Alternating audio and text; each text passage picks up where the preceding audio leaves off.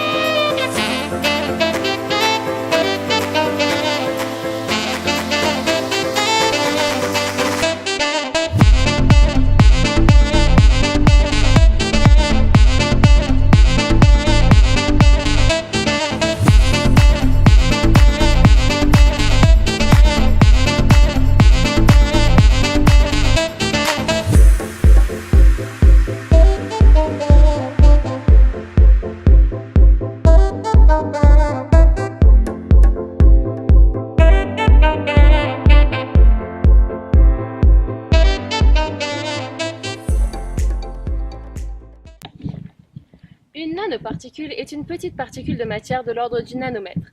Pour être considérées comme des nanoparticules, celles-ci doivent mesurer entre 1 et 100 nanomètres. C'est comme une orange par rapport à la Terre. Il en existe 3 types différents. Premièrement, les nanoparticules naturelles. Celles-ci sont présentes dans la nature et on les retrouve principalement dans les poussières d'éruptions volcaniques, d'érosion ou dans les embruns marins. Deuxièmement, les nanoparticules incidentelles. Elles sont produites involontairement comme la fumée des moteurs diesel, des fours ou des grippins. Et finalement, les nanoparticules manufacturées. Celles-ci sont produites par les êtres humains. Elles sont donc volontaires. Toutes ces nanoparticules peuvent entrer dans notre corps par 3 voies différentes.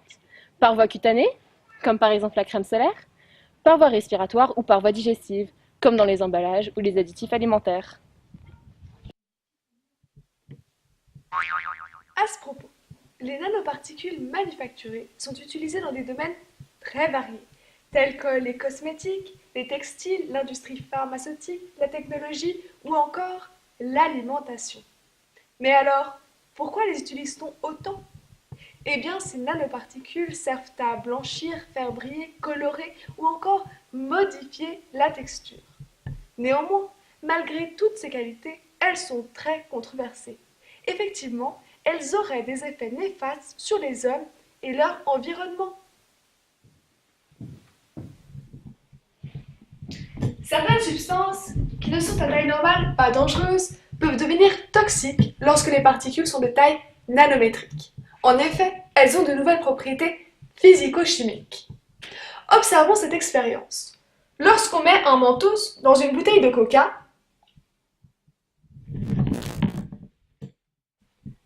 une réaction se produit.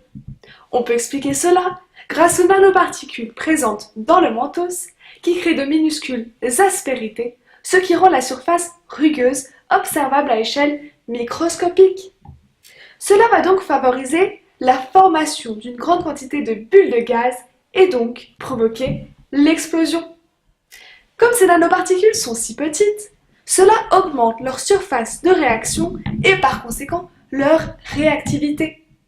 Prenons par exemple ce cube. Son aire est de 384 cm². Lorsqu'on le découpe en plusieurs petits cubes, l'aire totale est de 768 cm². Ici, la surface a doublé. En conclusion, la surface de réaction a augmenté. Après l'évolution spectaculaire de la microphysique, l'homme commence à s'intéresser à des échelles 100 à 1000 fois plus petites, les nanoparticules. Le 29 décembre 1959, le physicien américain Richard Feynman déclare s'intéresser à un aspect de la physique, je cite, dans lequel peu de choses ont été faites et dans lequel beaucoup reste à faire lors de son discours à la Société américaine de physique. À partir de 1981, les physiciens s'appuient sur 2 nouveaux instruments pour comprendre les interactions de la matière à l'échelle des nanoparticules. Le microscope à effet tunnel et le microscope à force atomique. Il y a eu une importante émergence des nanotechnologies ces dernières années. En effet, en 10 ans, le nombre de publications sur le sujet a été multiplié par 25. Les nanoparticules sont présentes dans de plus en plus de produits communs, mais il y a encore beaucoup d'inconnus sur le sujet. La présence des nanoparticules n'est souvent pas signalée, leurs effets sur la santé sont pour la plupart inconnus. Il est aujourd'hui très difficile de les détecter car les laboratoires ne sont pas assez équipés et le personnel pas formé à la spécificité de cette nouvelle technologie. En ce qui concerne la réglementation, les contrôles ne sont pas effectués par les pouvoirs publics.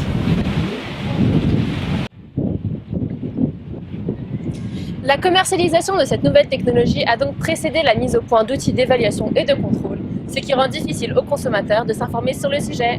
Mais alors, c'est quoi le rapport avec l'alimentation? Mais j'y viens, la petite voix. Mais Mélanie, t'es où?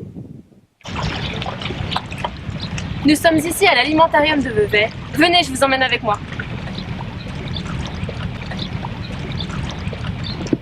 Dans notre alimentation se cache une multitude d'additifs alimentaires qui servent à rendre un aliment plus attractif, en modifiant sa couleur, sa brillance, son goût, sa texture ou encore sa fluidité.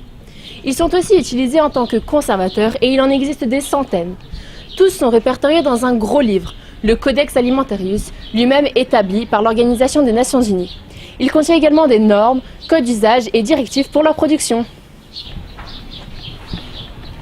Tous les additifs sont classés selon un code. Il s'agit de la lettre majuscule E, suivie d'un numéro permettant de déterminer leur catégorie. Par exemple 100 pour les colorants, 200 pour les conservateurs, 300 pour les agents antioxygènes, 400 pour les agents de texture, etc. Alors, ce qu'on voulait voir, c'était des produits dans lesquels il y a du dioxyde de titane, par exemple, ou d'autres molécules qui pourraient être sous forme nano, et de se dire, est-ce que c'est conforme à la législation ou on doit indiquer la forme nano quand elle est là.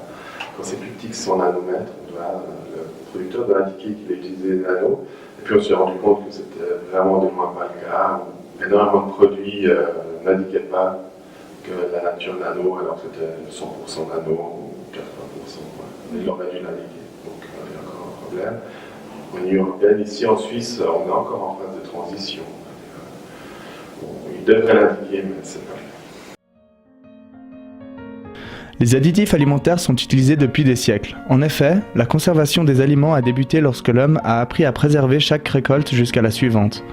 Les Égyptiens et les Romains utilisaient déjà des arômes et des colorants pour améliorer l'aspect de leurs aliments. De tout temps, on a utilisé la levure en tant qu'agent levant, des épaississants pour les sauces ou encore des colorants comme la cochenille. Dans notre société, l'homme délègue de plus en plus la tâche de la cuisine aux industriels. De plus, la production à grande échelle implique la préparation des aliments différemment qu'à la maison. L'utilisation des additifs alimentaires sont donc nécessaires pour la conservation des aliments ou le transport de l'usine jusqu'à chez nous. Merci la petite voix.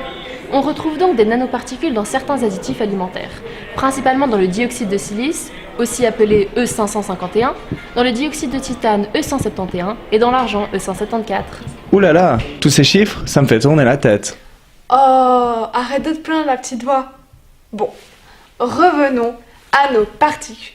Tout d'abord, le dioxyde de silice, ou SiO2, est utilisé comme anti-agglomérant, principalement dans les produits secs, sous forme de poudre, ou comme fluidifiant dans les sauces telles que le ketchup. Regardons cela de plus près. Lorsqu'on mélange de l'eau avec du sable,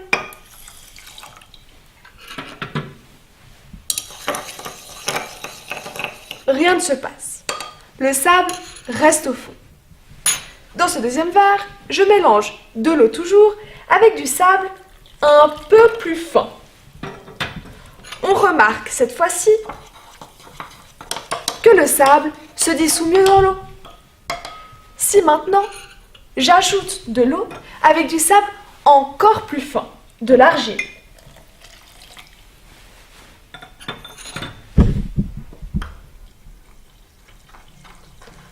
on observe la formation d'une pâte. Ce phénomène est souvent utilisé dans le cas du ketchup, par exemple. Le dioxyde de silice, lui, est un sable très fin, tiré du quartz. Il est indiqué sans danger pour la santé, mais lorsqu'il est commercialisé sous forme de nanoparticules, il a des propriétés toxicologiques différentes et donc potentiellement dangereuses. Le dioxyde de titane, quant à lui, est principalement employé en tant que colorant ou opacifiant. Il se trouve notamment dans les bonbons, les chewing-gums, les biscuits, les sauces, les sucres glaces et bien d'autres encore. Malgré le fait qu'il soit classé cancérogène possible chez l'homme si inhalé par le Centre international de recherche contre le cancer, il n'est pas soumis à l'étiquetage nanomatériaux, étant composé de moins de 50% de nanoparticules. Et en ce qui concerne les particules d'argent, celles-ci sont utilisées comme antimicrobiens et antifongiques, notamment dans les emballages alimentaires. Elles permettent donc d'améliorer la conservation des aliments, dans le cas par exemple du film plastique. En effet, les nanoparticules d'argent constituent une barrière contre l'oxygène, ce qui ralentit l'oxydation des aliments. Ces particules sont aussi utilisées comme colorants, dans le cas par exemple des décorations pour gâteaux. Mais toutes ces nanoparticules dans les additifs alimentaires ont-elles des effets sur la santé? Oui, et justement, mais alors qui sont principalement exposés? Eh bien, ce sont les enfants. Car comme Émilie l'a dit plus tôt, ces nanoparticules se cachent principalement dans les sucreries, telles que les bonbons, les biscuits, le chocolat en poudre, mais aussi dans les plats pré-cuisinés, les sauces et bien d'autres encore. En somme, dans les produits transformés. Mais alors Émilie, tu peux nous en dire un peu plus sur les effets sur la santé? Bien sûr, Mélanie.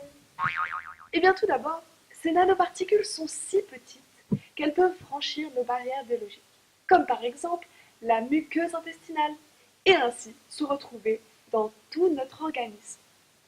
Découvrons donc de plus près le voyage de ces nanoparticules dans notre corps lorsque celles-ci sont ingérées. Elles entrent donc par la bouche, longent l'œsophage pour atteindre l'estomac. Malgré la très forte acidité du liquide produit par cet organe, aussi appelé suc gastrique, les nanoparticules ne sont pas, ou très peu, digérées. Elles sont donc très résistantes. Observons cela à l'aide de ces deux roches.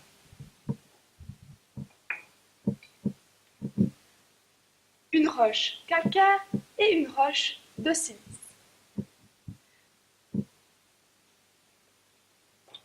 Lorsqu'on ajoute de l'acide à leur surface,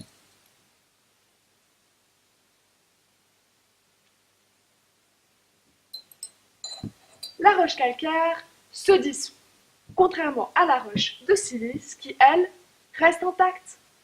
Les nanoparticules continuent donc leur chemin jusqu'à l'intestin, où elles peuvent emprunter beaucoup de différents chemins.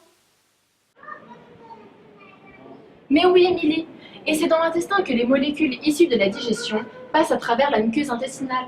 On peut la considérer comme une porte qui donne accès à tout notre corps et donc tous nos organes, car la plupart des particules qui la traversent passent par le sang. Certaines recherches effectuées sur des animaux montrent que des nanoparticules ont été retrouvées dans le foie, la rate, les poumons, le cœur et le cerveau.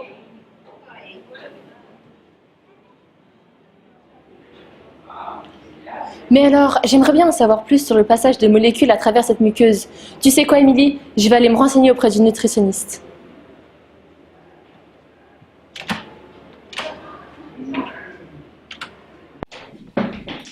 Bonjour Valérie. Bonjour. Alors, pouvez-vous, s'il vous plaît, nous en dire plus sur le passage des aliments à travers la muqueuse intestinale? Oui, volontiers.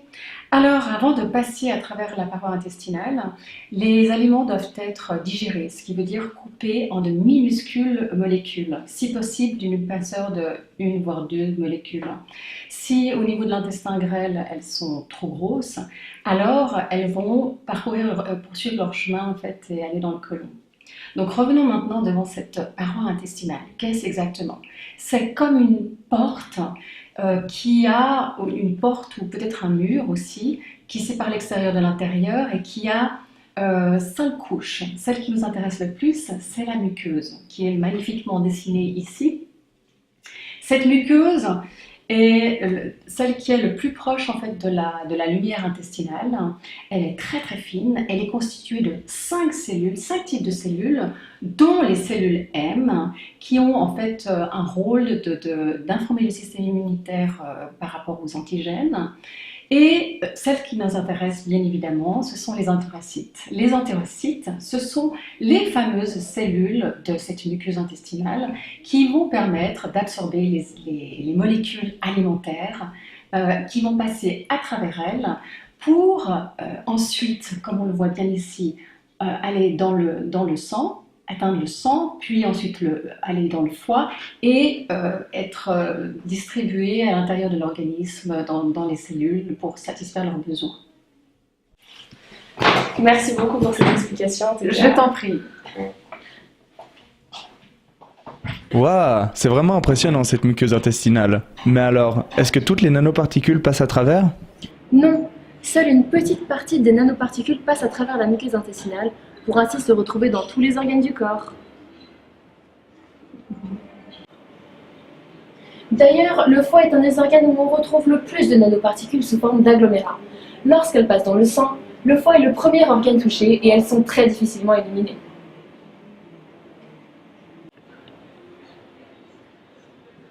Plusieurs expériences montrent donc que des nanoparticules ont été retrouvées dans le foie, dont une effectuée sur des rats.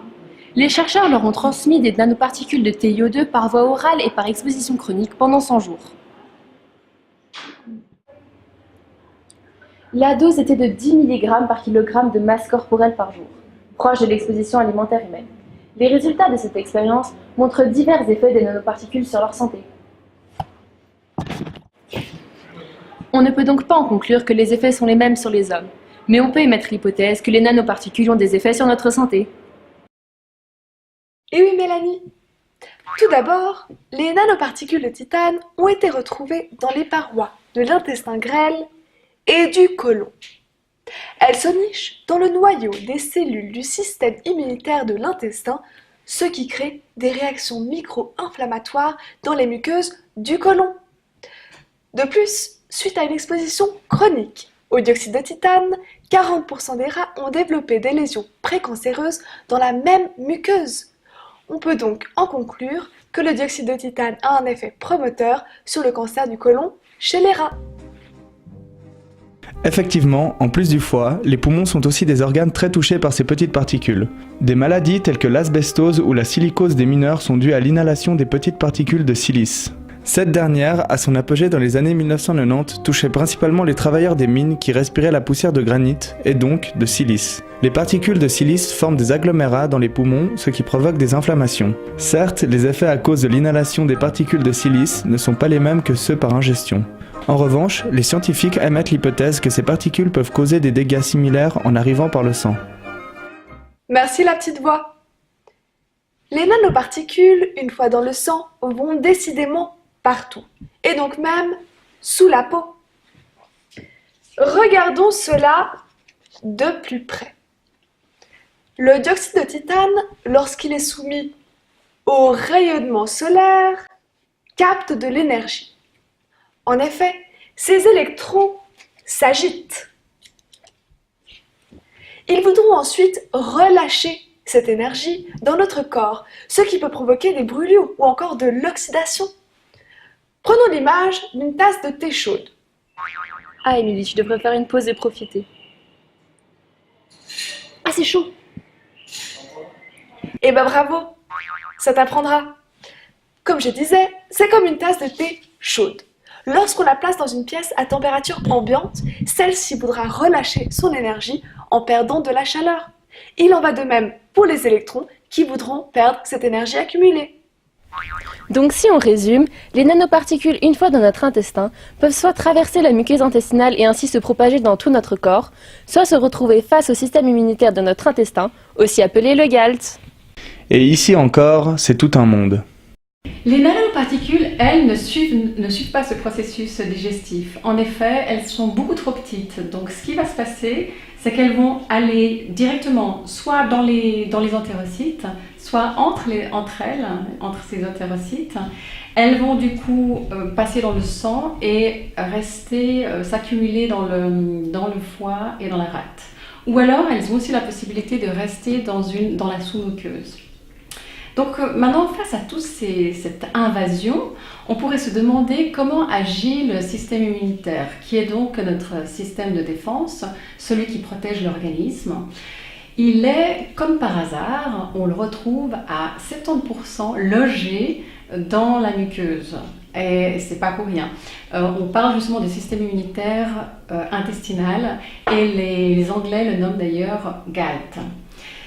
Là, à cet endroit, il va agir de manière tout à fait spécifique, c'est-à-dire qu'il va agir en fonction d'un antigène. C'est seulement lorsqu'il voit un antigène qu'il va faire quelque chose, effectuer une réaction immunitaire. Pour cela, il a un certain nombre de petits soldats qui sont en l'occurrence les lymphocytes T et les lymphocytes B, et qui vont parcourir en fait toute cette muqueuse. Et un autre petit soldat, la cellule dendritique, qui elle va même en fait utiliser ses bras, les passer en dehors de l'épithélium pour aller repérer en fait des antigènes. Donc finalement, ce que l'on voit, c'est que tous ces petits soldats agissent de la même façon. Ils sont là pour parcourir cette zone, repérer les éventuels dangers, tirer la sonnette d'alarme et avertir le système immunitaire qui décidera d'effectuer une réaction immunitaire. Et oui, les nanoparticules peuvent notamment être absorbées par les cellules dendritiques. Mais alors, que se passe-t-il lorsque celles-ci sont absorbées? Effectivement, les cellules dendritiques capturent des antigènes ou des particules pour les présenter au système immunitaire, ce qui font d'elles des organismes très actifs. Certaines expériences in vitro montrent que si ces cellules capturent des nanoparticules de silice, celles-ci seront activées et produiront des cellules pro-inflammatoires, aussi appelées médiateurs d'inflammation, ce qui peut, sur le long terme, causer des dommages à notre organisme. And what we believe is that this could be an additional factor which favors chronic inflammatory diseases of the bowel. IBD, inflammatory bowel disease, because that's known. It's a multifactorial disease. There is a genetic component. There is also an effect of food, and so perhaps this is just another factor which increases the likelihood of people contracting inflammatory bowel disease. And we know that in our society, IBD is increasing. And more people are affected by this kind of chronic disease. So I think I would put it that way. Pour que les recherches et donc leurs résultats soient reconnus, les scientifiques doivent respecter des normes internationales précises. Malheureusement, la plupart des recherches dans ce domaine ne répondent pas à ces exigences. Les autorités ainsi que les industries ne sont pas obligées de réagir face à ces études. Pour obtenir une réaction, les scientifiques doivent se procurer un guide d'études permettant d'assurer l'exactitude de leurs résultats. Autrement, ceux-ci ne seront pas pris en compte. En conclusion, la qualité des recherches ne nous permet pas d'affirmer que les nanoparticules ont des effets sur notre santé. Néanmoins, on peut en émettre l'hypothèse grâce aux résultats obtenus. Bon, Émilie, je vais aller rejoindre mon petit cousin, en espérant qu'il ait été sage.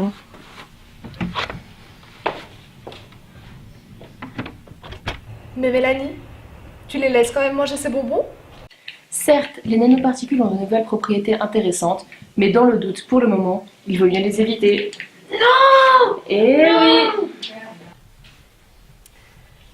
La gourmandise d'un vilain défaut.